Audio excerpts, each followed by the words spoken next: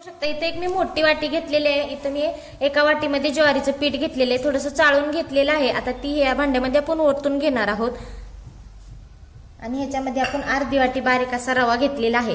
तुमच्याकडे जर जाड रवा असला ना तर मिक्सर मधून तुम्ही बारीक घेऊ शकता। तर आता ते आपण ह्याच्यामध्ये असं टाकून घेणार आहोत आणि आता ह्याच्यामध्ये आपल्याला बेसन पीठ टाकायचं आहे। तरी तुम्ही छोटी वाटी म्हणजे जेवढा आपण रवा घेतला होता ना तेवढंच बेसन पीठ घ्यायचं। तर आता ते पण ह्याच्यामध्ये आपण टाकून घेणार आहोत। आता त्याच्यामध्ये थोडीशी हळद पण टाकून घ्यायची। आता इथं अर्धा चमचा आपण लाल मिरची पावडर टाकणार आहोत। तिखट तुमच्या सोयीनुसार घ्यायचं। जर तुम्हाला आणखी तिखट पाहिजे असेल तर ह्याच्यामध्ये आणखी वाढायचं। तर इथं मी अर्धा चमचा जिरं घेतलेलं आहे, तर जिरं पण ह्याच्यामध्ये आपण टाकून घेणार आहोत।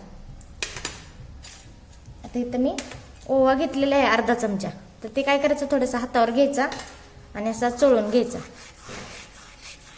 आणि चोळून घेतल्यानंतर ह्याच्यावरती असं टाकून घ्यायचं।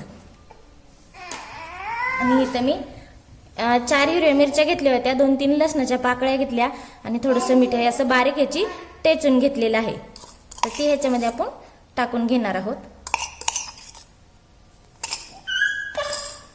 इथं मी 1 मोठा चमचा तीळ घेतले होते, पांढरी तीळ, ती ह्याच्यामध्ये टाकून घ्यायचे। आणि इथं कोथिंबीर घेतलेली आहे, बारीक चिरून घेतलेली आहे, ती पण ह्याच्यामध्ये अशी टाकून घ्यायची। आणि ह्याच्यामध्ये चवीनुसार मीठ टाकायचं।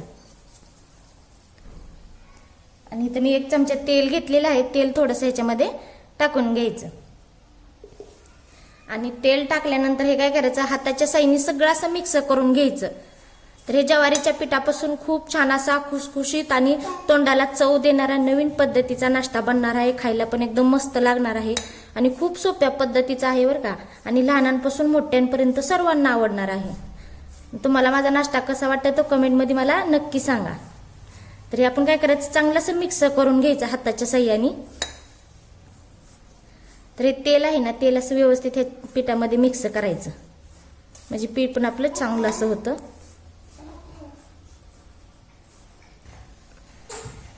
तर आता हे बघा पीठ छान असं आपण मिक्स करून घेतलेलं आहे। तर हे मिश्रण चांगलं आता ह्याच्यामध्ये आपण मिक्स केलेलं आहे। तर आता हे आपण काय करणार आहोत, थोडं पाणी टाकून ह्याला आता व्यवस्थित असं मळून घ्यायचं। तर पाणी एकदम नाही टाकायचं, थोडं थोडं करून असं आपण टाकून घेणार आहोत। तर एकदम पातळ पण नाही बॅटर करायचं, मध्यम असं आपण गव्हाचं पीठ कसं मळतो तशा पद्धतीने आपण हे मळून घेणार आहोत। आणि मीठ ते नसेल ना तर इथंच चेक करायचं, जर समजा मीठ कमी असलं ना तर ह्याच्यामध्ये आपण टाकून घेऊ शकतो। तर आता हे छान असं मळून घ्यायचं। तर जसं जसं पाणी लागेल तसं तसंच ओतायचं। तर आता ह्याच्यामध्ये बघा मी थोडं आणखी ह्याला पाणी लागलेलं आहे, परत मी आता चांगलं असं हे मळून घेणार आहे। तर आता ह्याला काय करायचं, आपण चपातीचा जसा गोळा बनवतो ना त्या पद्धतीने आपण हे मळून घेणार आहोत। आता तुला वाटलं ना, तर इथे बघू शकता आपण छान असा याचा गोळा तयार करून घेतलेला आहे। तर बघा किती छान असा घट्ट झालेला आहे का नाही। जर समजा तुमच्याकडून पातळ जर झाला तर थोडंसं याच्यामध्ये ज्वारीचं पीठ टाकायचं, म्हणजे परत अजून हे चांगला गोळा बनतो। तर आता काय करायचं, हे तर थोडंसं हाताला तेल घ्यायचं आणि ह्याला पिठाला आपण हे तेल लावून घेणार आहोत। आणि तेल लावल्यानंतर व्यवस्थित असं हे मळून घ्यायचं, म्हणजे कसं व्यवस्थित असं मऊ होतं। ते पीठ आपलं चांगलं मऊ झालं ना की आपल्या छान असं करता येतं। तर हे बघा मस्त असं आपण तेलामध्ये पण मळून घेतलेलं आहे। तर आता काय करायचं, थोडं आणखी हाताला तेल लावून घ्यायचं, असं तेल लावून घ्यायचं आणि त्याच्यातला एक थोडासा गोळा काढायचा। बघा एवढ्या साईजचा काढायचा आणि हे काय करायचं, असं गोल करून घ्यायचा। आणि गोल करून घेतला की थोडासा हलक्या आचेवर चपटा करायचा। तर जरासा चपटा करून घ्यायचा, जास्त जाड पण नाही करायचा, पातळच करायचा। तर हे बघा अशा पद्धतीने केलं ना ह्याच्यामध्ये असं होल पाडून घ्यायचं। तर दोन्ही साईडने काय करायचं, असं व्यवस्थित होल पाडून घ्यायचं। तर हे बघा अशा पद्धतीने ना बाकीचं पण आपण अशाच पद्धतीने करून घेणार आहोत। तर इथे बघू शकता मस्त आपण असा हा नाश्ता तयार करून घेतलेला आहे। तर आता चला पुढची तयारी करून घेऊया। तर इथे गॅसवरती एक कढई ठेवलेली आहे, त्यामध्ये मी तेल टाकलेलं आहे। आता तेल आपल्याला चांगलं असं गरम करून घ्यायचंय। तर आता इथं आपलं तेल गरम झालेलं आहे। आता इथं गॅस काय करायचा, मध्यम ठेवायचा। कारण का इथं तेल आपलं चांगलं तापलेलं आहे. तर आता आपण जे नाश्ता तयार केला होता ना ती ह्या तेलामध्ये सोडायचा.